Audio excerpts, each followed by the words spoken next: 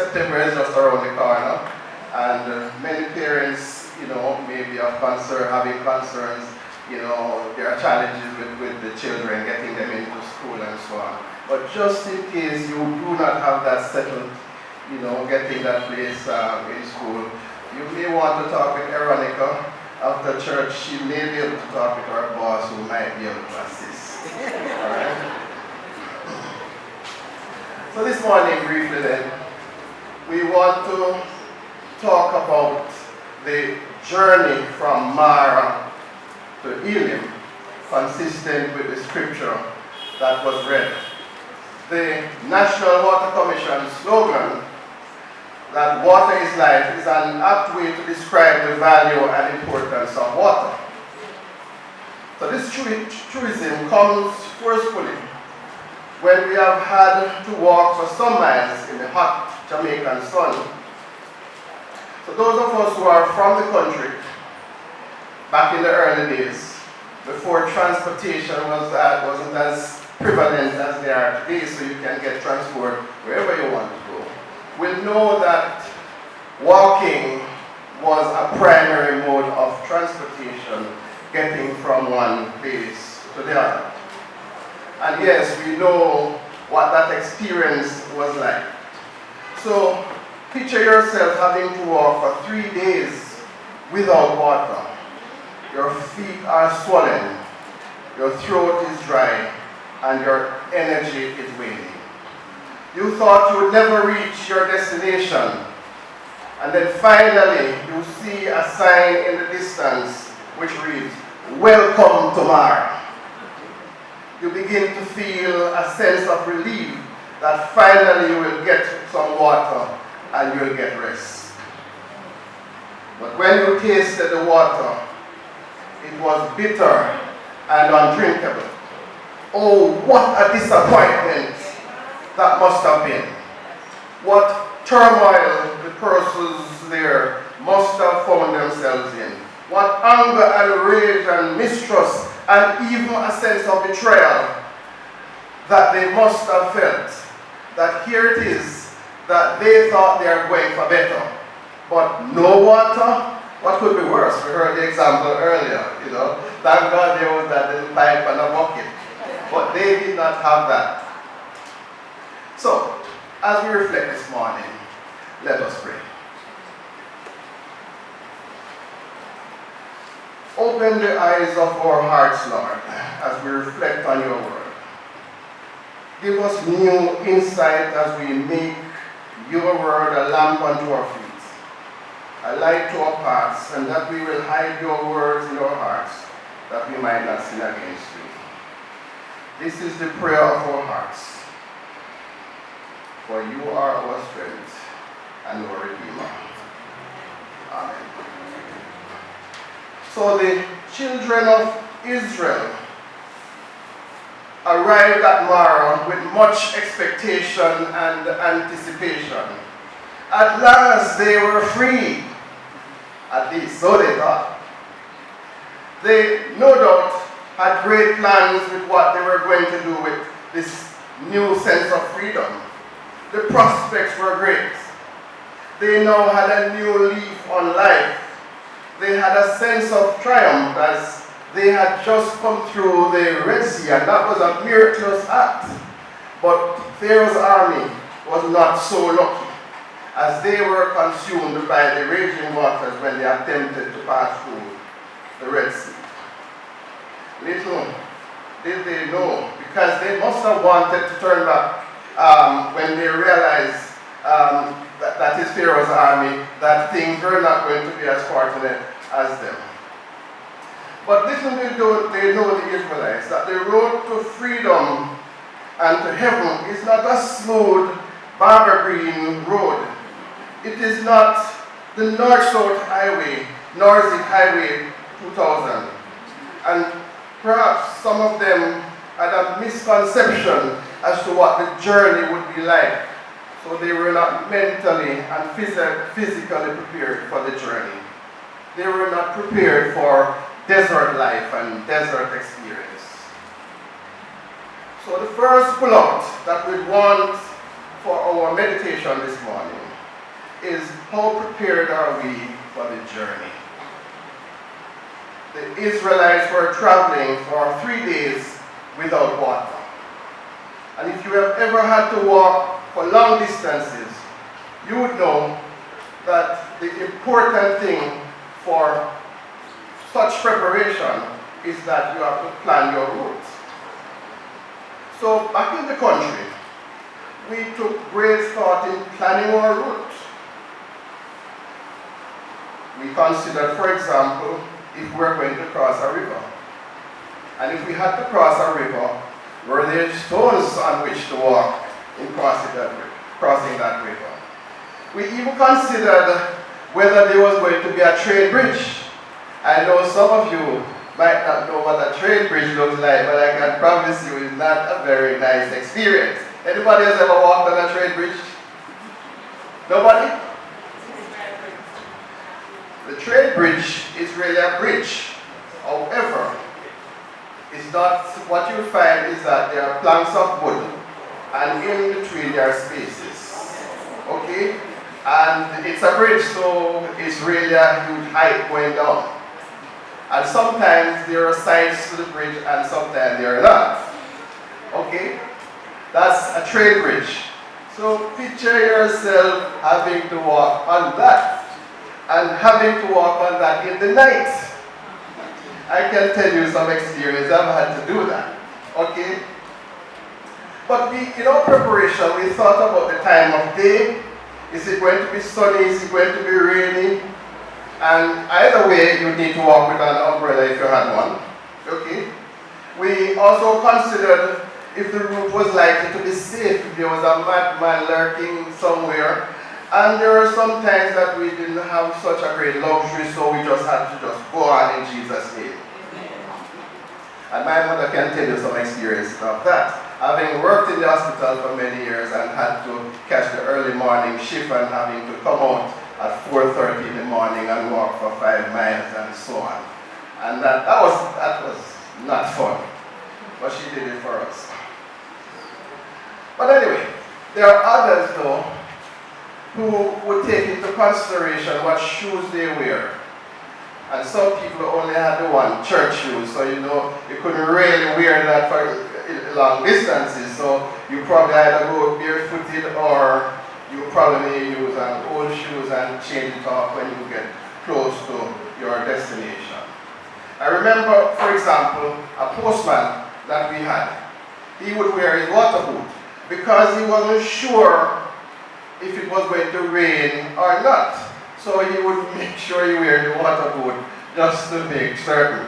But anyway, he got around. There are other times in part of the preparation, you would take water along with you, food or even medication, anything that you think would help you along that journey. Clearly, the Israelites were not so prepared. Early in the day, they knew they were in need of water and they were going through the desert. That must have been an experience. The truth is that not everyone was prepared mentally and physically for the journey. Some would turn back even before they began. Others would complain and make a big fuss, while others would move consistently and purposefully without a murmur. The Israelites, even though they were on their way to freedom, the promised land, the land of milk and honey, the journey was a harsh and trying one. They had to endure the wilderness experience. And we often think of the wilderness as being a hot, arid place. Very little water and not much vegetation, not even trees to shade us from the sun. So to endure this experience required a lot of courage. And many times what keeps us going is the fact that we have something to look forward to. There is the hope of a brighter tomorrow. There is the hope that we will see our loved ones again. There is the hope that one day there will be no more sorrow or pain or mourning. The Israelites were looking forward so much to reach Mara, for in their minds, at Mara, they would get water. They would be relieved rid of their thirst, and they would be able to rest and relax. They would be truly free. But Exodus 15:23 tells us that when they came to Mara, they could not drink its water because it was bitter. The water was contaminated, it was diseased, it was not fit for drinking. But let us quickly make a parallel of someone who had to drink something bitter. Can we make that parallel?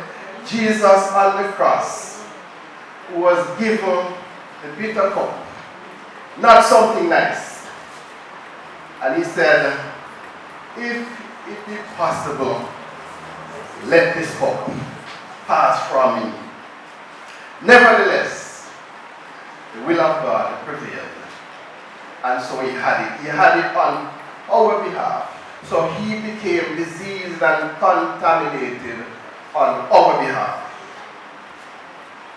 But the Israelites could not drink the water because it was bitter.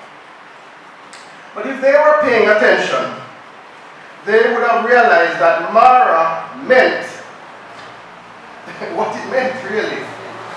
Because and in that process, they would have managed their expectation. Because if they knew that Mara meant bitter, they probably would have begun to manage their expectation and not be too expectant about water. So in the Hebrew language, Mara really meant bitter and rebellious, and we saw some of that coming up when they realized. Because, oh, what a disappointment. It must have been a disappointment, because having both been so severely thirsty and tired, only to find out that the water they had been longing for was bitter. Imagine that one thing they were banking on, they could not have had, because it was bitter. It was not fit for their consumption. So from the passage read, it was clear that they had not made great physical preparation, and they were not mentally prepared for what was to come. So my brothers and sisters, when we are called by Christ, it does not mean that it's going to be smooth sailing, that there won't be any disappointment, because many are the obstacles and disappointments that will confront us. Perhaps even more at that time than before. We will have many Mara days. But thanks be to God, Mara does not have to be our final destination, because we can journey on to Elim. The people, however, were so blinded that they could not see that their bitter circumstances were only temporary.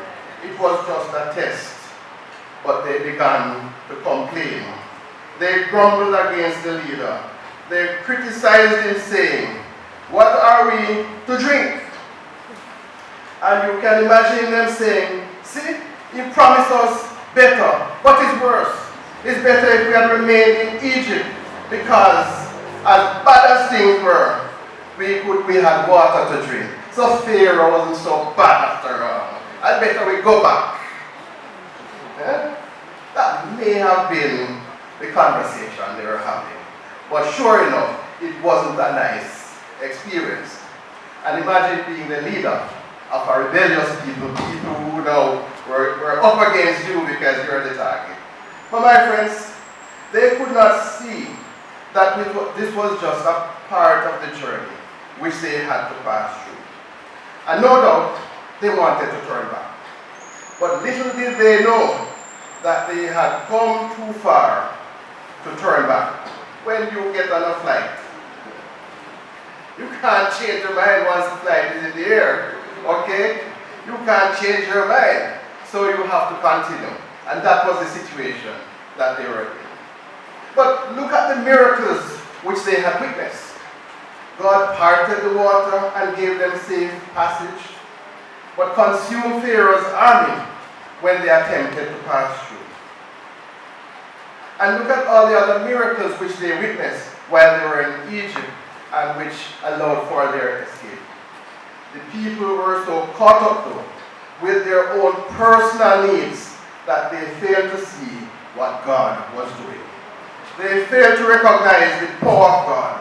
Thank God for leaders though who put their trust and faith in God. Amen? Amen. Yes. Thank God for leaders who put their faith and trust in God to deliver them. Thank God. Leaders who say according to Psalm 149 verse 5, great is our Lord and abundant in power. His understanding is beyond measure. Moses called out to the Lord and God responded. The Lord showed him a piece of wood. He threw it in the water and the water became fit for drinking. Look at that. A simple piece of wood was the solution to the problems. Many times though, we ask God for help and the answer came to us. But to us, the answer, the solution is just too simple. So we say, no God, you don't understand. Maybe you never hear what I say. I think you need a little help with this one. But this morning, Isaiah 55, 8 to 9 reminds us, for my thoughts are not your thoughts, neither are your ways my ways, declares the Lord. For as the heavens are higher than the earth, so are my ways higher than your ways, and my thoughts than your thoughts. Amen. Amen. We better just know our places. God does not need our help. We must trust him in everything. Moses was shown a piece of stick, which he threw into the water, and the water became fit for drinking. Not only did Moses call, but what he did, he was obedient to God's response. He never said, God, what I want to tell me? That's foolishness. That's rubbish. And this is another lesson for us. Many times we call, but we are not obedient to God's response and directives. Moses called, and he was obedient. And that is an example which we can follow. But God is patient. He is patient with us. He knows that we are a work in progress. We're not quite there. So many times we don't get the message, so he communicates in another way. He challenges us, he changes his strategy in addressing us. So here comes then another response from God. If you will listen carefully to the Lord, your God, and do what is right in his eyes, if you pay attention to his command and keep all his decrees, I will not bring on you any of the diseases I brought on the Egyptians, for I am the Lord who heals you. And that's a great promise. Remember though, the diseases which affected the Egyptians would have been fresh in the minds of the Israelites. So one would have expected that this would have been something that they would have been able to relate to, and that they would have accepted God's plea bargains and would have taken it seriously. Well, we now know that the old people are not scared of threats anymore. They were not then, and they are not now. And we see and hear the passionate pleas for drivers every day to take it easy on the road. But guess what? The accident rate continues to climb. And there is often the display of what we call invincibility. It can't happen to me. It can't happen to them for various reasons, but it can't happen to me. But we soon realize though that only God is invincible. And all of us are vulnerable.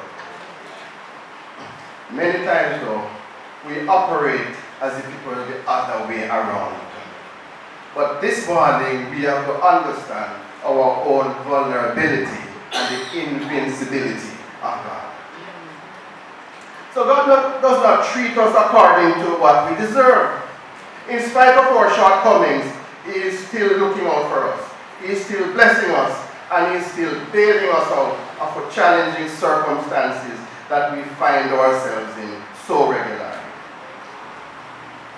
But then, we're not staying at Mara. That's not a nice place. That's a bitter place. And by the way, we can make that connection too. That even though the Israelites were at a place called Mara, but they really were living in Mara all along. That was the experience that they were in Egypt. Hence the need for them to be free. So the scripture tells us that they came to Elim, where there were 12 springs and 70 palm trees, and they camped near the waters. Let me read that again. Then they came to Elim, where there were 12 springs and 70 palm trees, and they camped there near the waters. Just note quickly, 12 springs. Remember where they're coming from? That one and that one was not even one because it was bitter.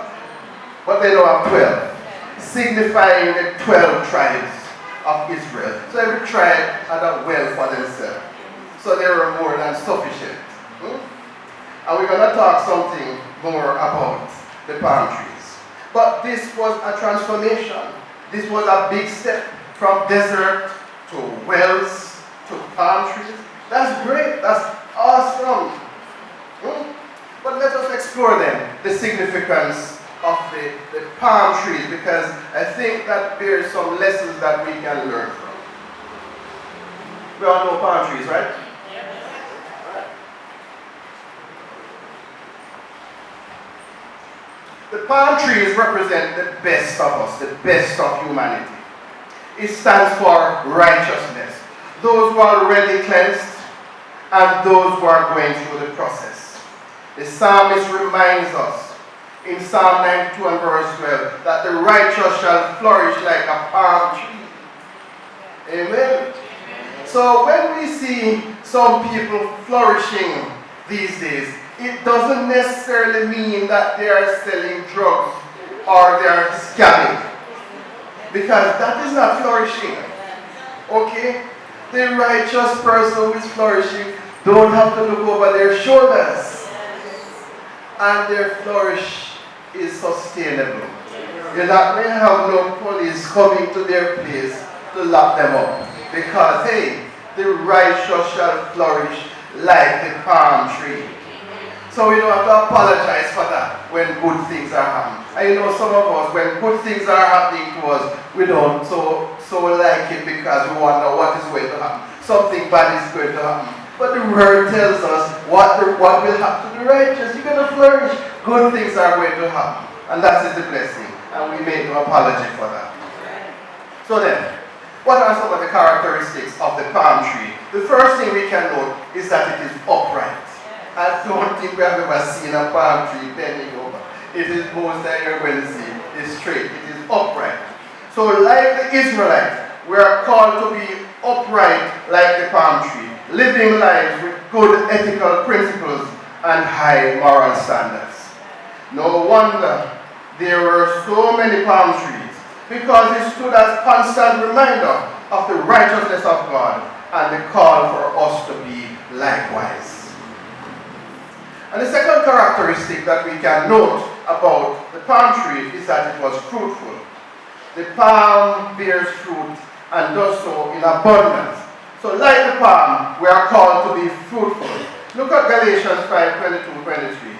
But the fruit of the Spirit, the fruit of the Spirit is love, joy, peace, mercy, kindness, goodness, faithfulness, gentleness, and self-control. And listen to this. Against such things there is no law. There is no limit to all of these fruits that we can bear. But many of us operate many times as if there's some limit. We can only be just kind of give you this already, not give you no more. I was good to you already, one time already, I don't have to be good to you again. Imagine that. Right? And so we are so crass with each other. And as to mercy, some of us don't know that. but we are called to bear these fruits. Amen? Yes. So the fruit, the palm tree is fruitful, and we are called to be as fruitful like the palm tree. So the next time you look at a palm tree, just remember the responsibility we have to bear more fruits, and plenty of them. And this is easier said than done, though. Yes, bear fruit, but it's not so easy sometimes. Face it. In order to do this though, like branches, we must abide constantly in the vine, which is Christ. And that is critical. This is where we are going to get our sustenance for our daily walk, for us to be fruitful. Another thing though, and many people like to plant plenty palms. Have you ever seen palms just lining off the walkway? What a beautiful thing that is. The palm tree beautifies the landscape. Have you ever watched the calming and beautiful effect that the palm provides? The righteous is also required to be beautiful in spirit and character. We must be fair and honest in all our dealings. We must be beautiful as the palm tree. And finally, the palm tree is elastic. So no matter what is pressuring down the palm tree, it does find some space to grow. So too, we must grow in spite of the pressures of life. We must find room and space to grow. We have to be connected to the vine. So, as I close this morning, there are some questions that we may need to ponder on as we reflect. Are we as upright as the palm tree or heading in that direction? Are we bearing fruits, or is our fruit tree dead? Are we as beautiful? Are we beautifying our environment? Are people happy to be around us? And by the way, there are some of us that people, once they see us, they're around, because they know the kind of experience that we bring, a kind of ugliness. And sad to say, some of us, some of those people are Christians. Now, we have to be as beautiful as the palm tree. And are we growing? If we are not growing, we know what the recipe is. Get connected to the vine. So though we pass through bitter waters, thank God this morning that we don't have to tarry there, for God is calling us to healing. My brothers and sisters, God bless you.